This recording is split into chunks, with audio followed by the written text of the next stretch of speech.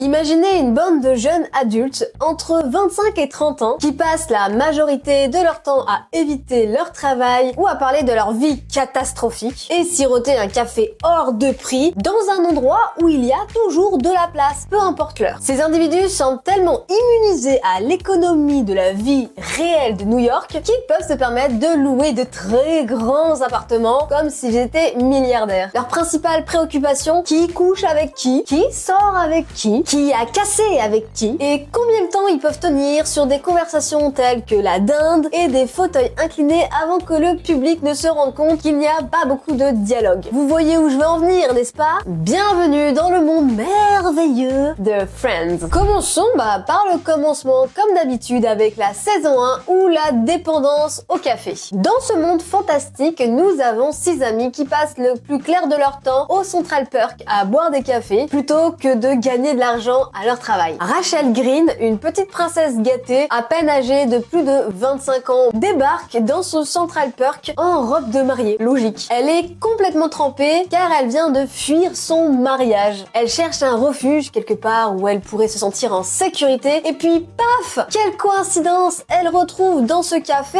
non mesdames et messieurs, son amie d'enfance! Et oui, malgré les milliers de cafés à New York, elle arrive spécifiquement à retrouver sa meilleure amie de lycée, Monica Geller. Ah, le hasard fait bien les choses dans Friends. Pour résumer Monica Geller, et c'est pas moi qui vais les résumer concrètement, c'est la série pendant toutes les saisons, c'est une ancienne femme en situation de surpoids qui est complètement maniaque du contrôle et du ménage au point que ça devient des tocs. Elle prend le nettoyage comme le sport extrême de sa vie. Et c'est pas moi qui le dis, c'est la série. Voilà comment Monica sera représentée pendant toute la série. Bien sûr, à Monica, il lui faut un frère qui va, lui, bien compliquer la vie de Rachel. Ce n'est d'autre que notre cher professeur Ross Geller. Lui sera défini pendant toutes les saisons comme le fameux professeur qui parle de dinosaures à longueur de journée, car la paléontologie est sa seule passion. Non, il en a une deuxième passion à vrai dire, et c'est le fait qu'il est secrètement amoureux de Rachel depuis le début à vrai dire, depuis le lycée, voire avant. À ces joyeux chérubins, nous allons rajouter des personnages, parce que bon, 3, on peut pas faire de triangle amoureux avec une sœur, donc nous allons rajouter des personnages tels que Chandler Bing. C'est le roi du sarcasme avec un métier que personne ne comprend et je crois qu'on n'a jamais été très clair sur ce que faisait vraiment Chandler dans la vie. Il a un bon bureau, il est bien payé, il doit être peut-être dans la comptabilité finance. Rajoutons à Chandler un colocataire à la caliente, un peu charron on va le dire. Ce n'est d'autre que Joey Tribbiani, un acteur plus ou moins raté de New York qui passe de succès à catastrophe ambulante. Entre potes intelligents et QI qui dépassent pas des pâquerettes, ce duo d'hommes vont former le duo le plus improbable de la série que tout le monde va aimer. Il nous reste le dernier personnage à présenter qui, elle...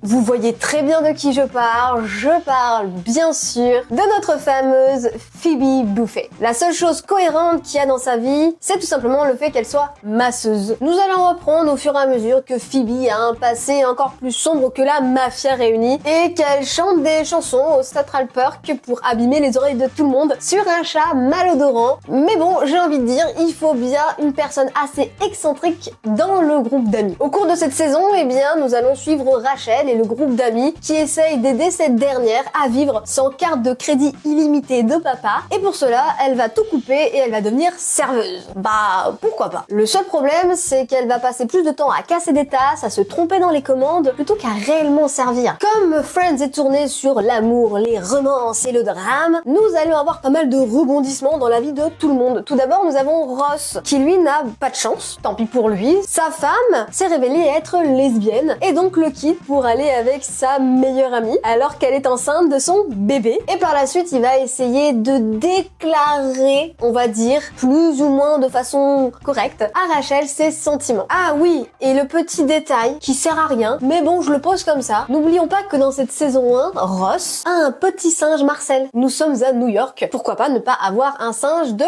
compagnie, logique. Continuons avec la saison 2 qui est la saison des romances, des moustaches et des rebondissements. Après une saison entière entre des malentendus, des regards ambigus et, bon, on va le dire, des situations assez embarrassantes, Ross revient de son voyage en Chine accompagné d'une petite amie. Mais c'est pas de bol pour lui parce que à la fin de la saison 1, quand il est parti justement en Chine, Rachel avait enfin eu une révélation. Elle aime Ross. Elle voulait lui dire, donc elle l'attendait à son retour. Quelle fut sa surprise en voyant Ross débarquer avec Julie, sa nouvelle petite copine. En un instant, Ross a mis un énorme coup de frein aux espoirs de Rachel. Et c'est reparti pour la boucle. Bon, le timing dans Friends, comme dans son habitude, est mal choisi et Rachel vraiment se rend compte de ses sentiments pour Ross et se tape les meilleures crises de jalousie. C'est suite à une confession alcoolisée sur un répondeur, merci le merlot, que Ross et Rachel vont enfin se mettre ensemble dans une scène digne d'un film romantique. Leur relation va connaître des hauts, des bas, mais surtout beaucoup de bas. Et ça c'est dû à la jalousie maladive de Ross et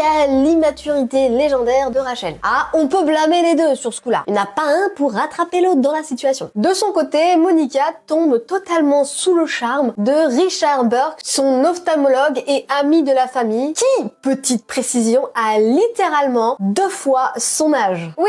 Leur relation est étrange mais bizarrement fonctionnelle et c'est même l'une des plus saines de Friends. Tout va merveilleusement bien jusqu'au moment où la question des enfants se pose. Et oui, Richard ne veut pas d'enfants, ce qui est normal après 50 ans. Il a déjà eu des enfants, il a déjà connu cette période, il ne veut pas le revivre. Monica, elle, veut des enfants. Sur ce sujet, on ne fait pas de compromis. Malheureusement, le couple ne va pas durer, ça c'est clair. Du côté de la bro-romance, nous avons Chandler qui est retombé dans les bras de Janice. Pour ceux qui se souviennent pas dans Friends qui est Janice, voici un extrait.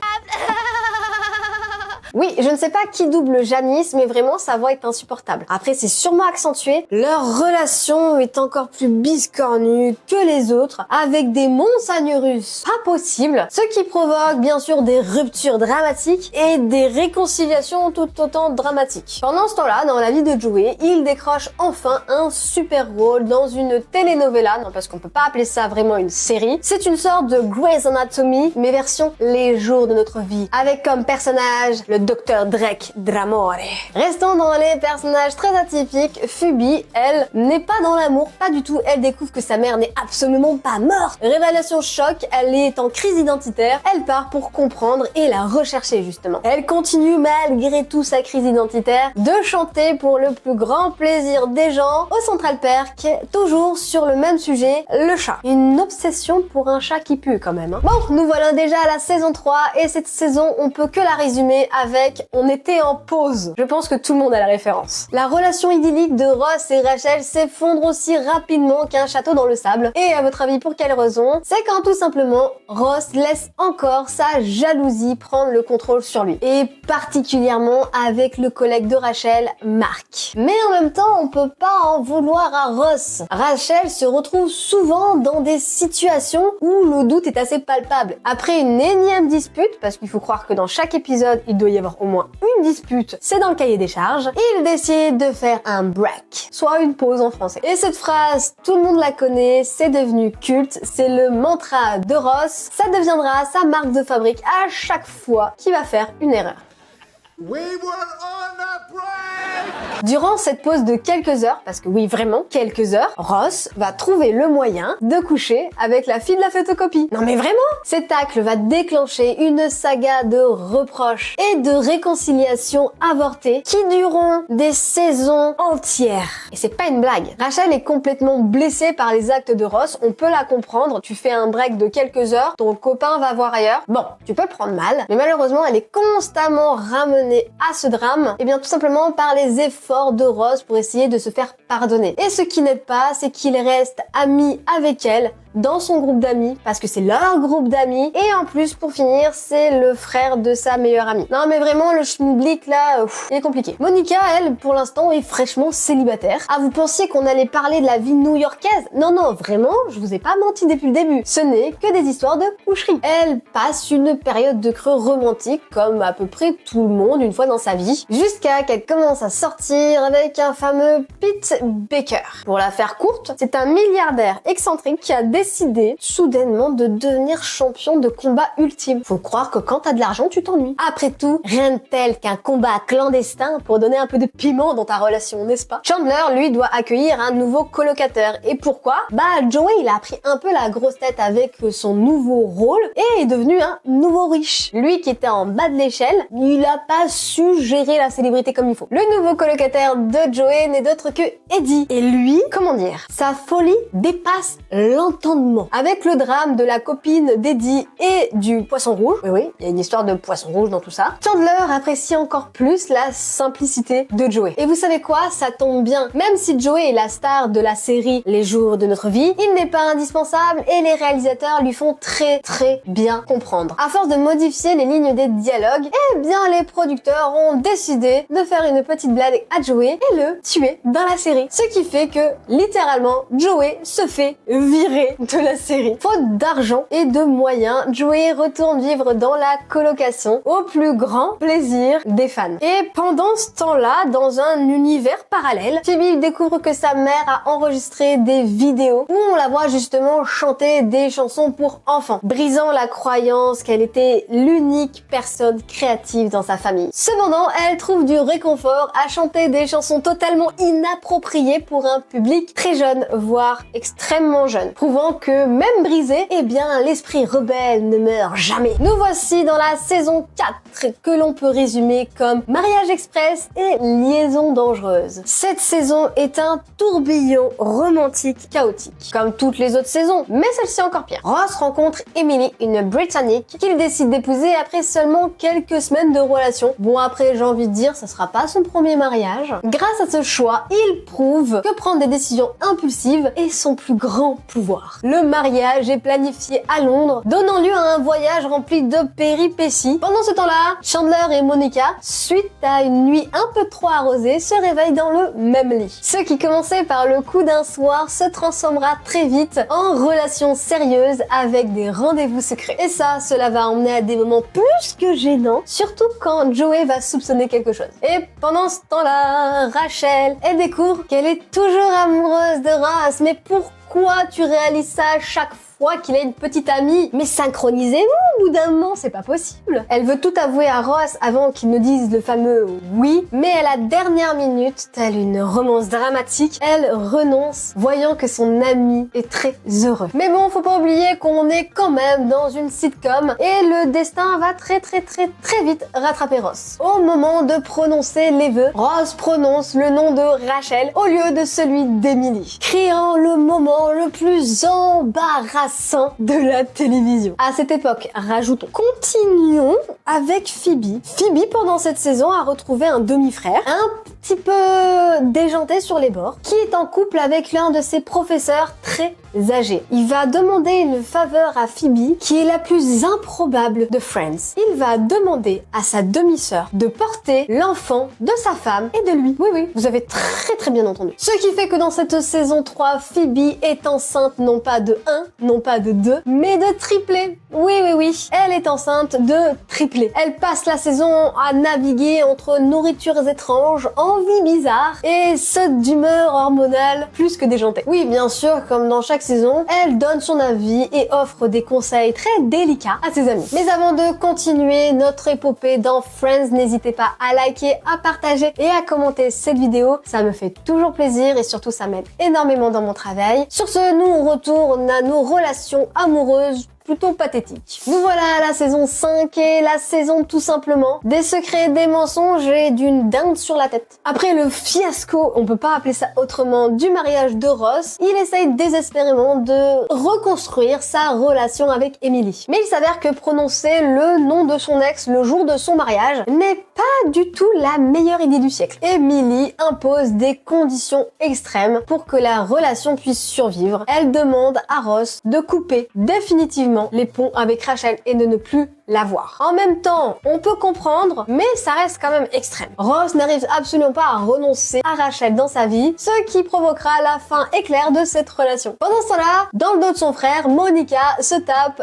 Chandler, son meilleur ami. Ils continuent leur romance secrète pour le plus grand plaisir des fans, menant à des situations hilarantes pour essayer de garder secret cette petite relation. Les excuses deviennent de plus en plus farfelues et Joey soupçonne quelque chose. Il apprendra la vérité, mais bien sûr, ils vont demander à ce que Joey se taise. Le secret finira par éclater, mais d'une façon des plus inappropriées, tout simplement parce que Phoebe et Rachel ont vu Chandler et Monica par la fenêtre d'un autre appartement s'embrasser. À la surprise générale, ou pas vraiment, le groupe accepte totalement cette nouvelle relation. Rachel, de son côté, essaie de se remettre de cette catastrophique non-relation avec Ross en sortant avec un fameux Danny. C'est un voisin assez étrange qui a une relation des plus bizarres avec sa sœur. Rachel réalise que sortir avec des mecs bizarres n'est pas la meilleure des thérapies post-rupture. Évident. Phoebe, maintenant libérée de sa grossesse de triplé, reprend sa vie de bohème tout en cherchant un nouveau but dans sa vie. À chaque saison, son nouvel objectif. Et tout cela, bien sûr, en continuant ou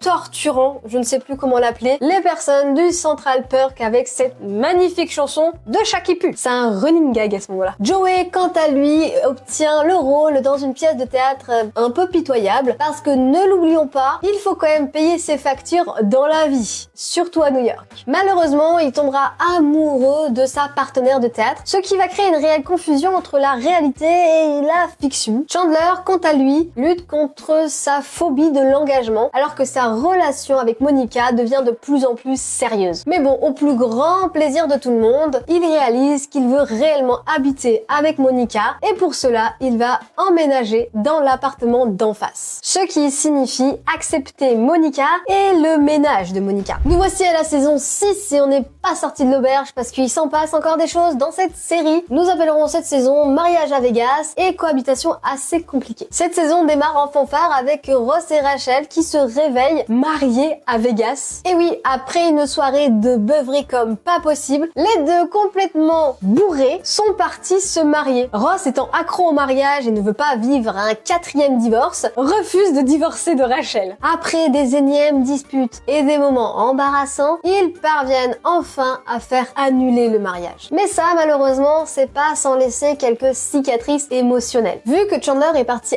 habiter chez Monica, Rachel est partie habiter chez Joey. Mais une guéguerre de colocation commence à s'instaurer et donc Rachel va partir vivre avec Phoebe, créant un duo de folie dans un désordre domestique pas possible. Joey, désormais seul, doit retrouver un nouveau colocataire parce que, ne l'oublions pas, nous sommes quand même à New York et c'est cher l'immobilier. Eh bien, ne trouve personne. Du coup, il accueille une fameuse Janine, une danseuse australienne avec qui il va essayer d'avoir une relation. Mais elle s'effondra aussi vite qu'elle n'a commencé. Ross, à ce moment-là, est en crise existentielle. Il se cherche après son 4e divorce et il décide de se blanchir les dents pour ressembler à un lampadaire. Il réalise qu'il est temps pour lui de se recentrer sur lui et de se retrouver intérieurement. Il devient brièvement professeur à l'université parce qu'il faut croire qu'il n'était pas professeur au début et décide de sortir avec l'une de ses étudiantes. Bravo Ross, tu as encore pris une mauvaise décision. Quant à Chandler, il lutte contre ses vieilles habitudes de célibataire et essaye tant bien que mal de cohabiter avec Monica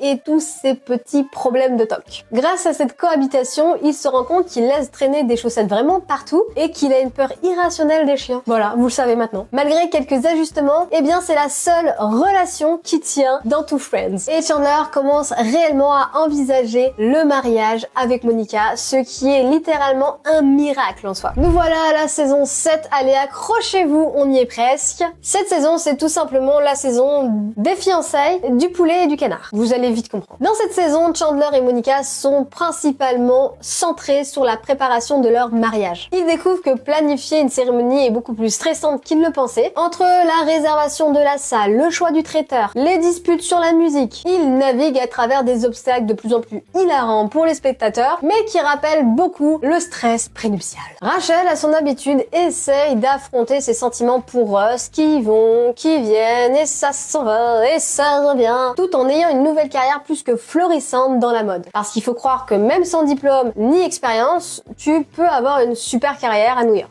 Elle sort brièvement avec un certain Tag, son jeune et séduisant assistant, prouvant qu'elle n'a pas peur de mélanger vie privée et vie perso, même si bien sûr on s'en doute cela va finir à très mal. Phoebe cette fois-ci n'est pas en quête de révélation sur sa vie, mais commence une relation avec un certain Mike Hannigan. C'est un gars tout à fait normal qu'elle rencontre de façon aléatoire, remettant en cause sa tendance à attirer des hommes plus que bizarres. Quant à Joey, eh ben pas grand chose, il continue sa carrière d'acteur avec des hauts, des bas, beaucoup de bas. Ce n'était pas la meilleure des idées de tourner dans une pub de lait, ou encore de jouer dans des pièces de théâtre plus que miteuses. Ross, pour prouver qu'il est un adulte responsable, il achète une nouvelle maison et essaye de trouver sa place en tant que père de Ben. Tout cela, bien sûr, en luttant contre sa jalousie des nouveaux partenaires de Rachel. On ne change pas une équipe qui gagne. Le mariage de Chandler et Monica se déroule avec quelques accros, notamment la crise de panique de Chandler avant de se marier. Chandler est pris de panique juste avant le mariage après avoir entendu le message de Monica sur le répondeur « Bienvenue chez les Bing !»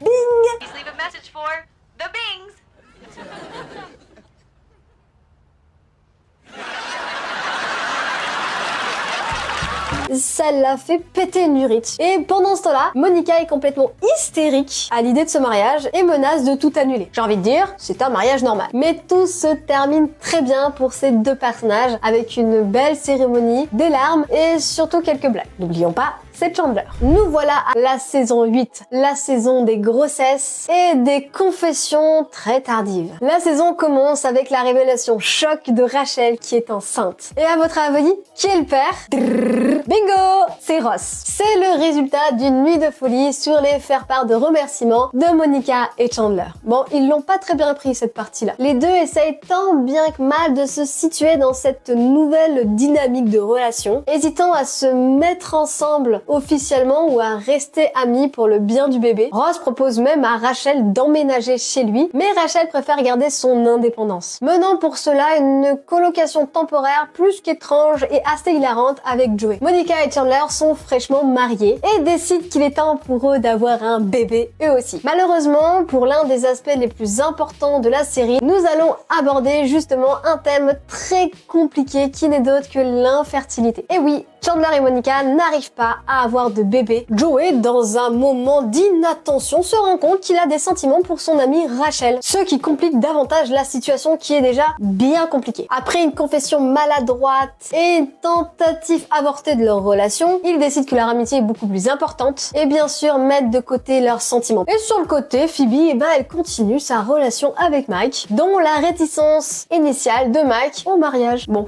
chacun ses choix. Le point culminant de la saison, c'est bien la naissance de Emma, la petite fille de Ross et de Rachel. Elle arrive après un long et laborieux accouchement. La naissance de Emma rapproche Ross et Rachel, mais comme à leur habitude, ils continuent de naviguer sur une relation compliquée, de non-dits, de non-faits, incapables de définir ce qu'ils veulent l'un pour l'autre. En même temps, ça va faire des années que c'est comme ça. C'est pas maintenant qu'il y a un bébé que la situation va changer. Vous voilà à la saison 9, la saison transitoire entre je ne veux pas, je veux, peut-être, mais non. Rachel et Ross essayent tant bien que mal de cohabiter ensemble avec leur bébé, mais leur relation est aussi claire qu'un jour de brouillard à Londres. Ross essaye tant bien que mal de raviver la flamme de Rachel, mais l'arrivée de Gavin, un collègue de Rachel, va encore, bien sûr, comme d'habitude, tout compliquer. Rachel, essayant de trouver sa propre identité, décide de retourner vivre chez Joey, et cette décision va mener à des situations très inattendues et à une quasi-romance entre nos deux personnages, ce qui fait grincer des dents plusieurs personnes. Chandler accepte de travailler à Tulsa, ce qui met un peu en péril son mariage avec Monica. Surtout quand Monica apprend qu'il est entouré de collègues plus que séduisantes. Pendant que son mari est en vadrouille un peu trop loin pour elle, Monica réalise un de ses rêves, devenir une grande chef d'un restaurant chic. Cette réalisation, compense un peu l'absence de Chandler pour elle. Après une période de séparation émotionnelle et géographique, Chandler quitte ce travail pour revenir auprès de sa bien-aimée. Phoebe et Mike traversent, comme à peu près tout le monde, des hauts, des bas. C'est devenu un peu la routine dans Friends. Ils affrontent aussi une rupture temporaire et durant cette rupture, mûre, eh bien Phoebe décide d'essayer de retourner vers Danny, son ex-scientifique très gentil mais bon un peu mou. C'est à ce moment-là où Mike réalise qu'il est en train de perdre Phoebe et décide de la demander en mariage. Quant à Joey, eh bien Joey, lui, c'est assez compliqué. Voilà, il n'y a pas d'autre définition je crois pour la situation de Joey. Il est toujours en quête d'amour et de réussite professionnelle. Il a enfin de nouveau décroché un rôle dans une série télévisée. Malheureusement, son manque de sérieux habituel menace de tout gâcher une nouvelle fois. Il sort avec plusieurs femmes, mais malheureusement, aucune de ces relations n'est vraiment sérieuse. La saison se termine avec un cliffhanger amoureux. Ross et Rachel passent une nuit ensemble, laissant tout le monde se demander si oui ou non ils sont enfin officiellement ensemble. Nous voilà, mesdames et messieurs, à la saison 10, à l'ultime saison de Friends, le clap de fin. Les adieux. Durant cette dernière saison, nous voyons comme dans notre habitude Ross et Rachel jongler dans leur relation entre oui, mais non, mais oui. Comme depuis la saison 1, Rachel obtient le job de ses rêves à Paris, ce qui pousse Ross à réaliser qu'il ne peut pas la laisser partir. Tu peux aussi l'accompagner à Paris, hein. Dans tout ça, le bébé Emma, on ne sait pas où il est, on la voit de temps en temps, mais là, au niveau de l'avion, elle n'est pas avec Ross, elle n'est pas avec Rachel. Après une série de quiproquos, de courses-poursuites contre la montre, Ross arrive dans le mauvais aéroport et loupe le départ de Rachel. À ce moment-là, il prend son téléphone et lui avoue tous ses sentiments. Avant de partir, Rachel écoute ce message, elle réalise qu'elle ne peut pas partir sans Ross et que sa vie est à New York. Elle descend donc finalement de l'avion pour retrouver les bras de son bien-aimé afin de se donner une énième chance. Monica et Chandler, après avoir combattu leur infertilité, décident cette fois-ci de faire appel à une mère porteuse. Erika va leur faire l'une des plus belles surprises de leur vie en ne mettant pas au monde un enfant, mais 2 enfants. Donc nous voilà avec les jumeaux Jake et Erika. Réalisant que leur appartement est devenu beaucoup trop petit pour une famille de 4, ils décident de déménager dans une petite maison en banlieue, ce qui provoque la fin de la cohabitation new-yorkaise des 6 amis. Phoebe et Mike se marient sous la neige dans un moment plus que magique dans les rues de New York, entourés de leurs amis et de passants plus que confus. Phoebe, enfin heureuse et comblée, décide même qu'il serait envisageable de créer sa propre famille avec Mike. Avec le départ de son meilleur ami Chandler, de son amie Monica en banlieue, le mariage de Phoebe et de Mike et la réconciliation entre Ross et Rachel, et bien au milieu nous avons Joey. Joey qui est un peu seul dans cette histoire, doit affronter le départ de ses meilleurs amis et l'évolution de leur vie. Il lutte contre l'idée de finir seul, il décide de déménager à Los Angeles afin d'avoir une meilleure carrière, lui ouvrant les portes de nouvelles chances et d'un spin-off pas si ouf que ça. La série se termine sur cette fameuse scène des 6 amis qui rendent les 6 clés de l'appartement violet de Monica, se dirigeant une dernière fois vers le Central Perk pour boire un dernier café et se rappeler des bons souvenirs. Les fans sont laissés dans un mélange de nostalgie, de satisfaction, de dark narratif fini, et malgré tous les hauts et les bas, l'amitié a toujours été au cœur central de l'histoire. Et voilà mesdames et messieurs, nous avons résumé les 10 saisons de Friends. Alors qu'est-ce que nous avons retenu de ceci? Tout simplement que vivre à New York c'est super simple, les loyers ne sont pas chers, qu'il ne faut pas s'attendre à avoir un travail stable et que les relations viennent et vont comme bon nous semble. Que peu importe ce que l'on fait, il y aura toujours le destin pour te ramener vers ton meilleur ami avec qui tu vas faire des enfants certainement un jour. J'espère que vous avez aimé le sujet d'aujourd'hui. N'hésitez pas à liker, à partager et à commenter cette vidéo. N'hésitez pas non plus à me dire des séries ou séries de films que vous voulez que je résume. Sur ce, moi je vous dis à la prochaine. Restez proches de vos amis, faites attention à vos meilleurs amis et surtout si vous cherchez l'amour, tournez la tête, peut-être qu'il est juste à côté. Des bisous, ciao!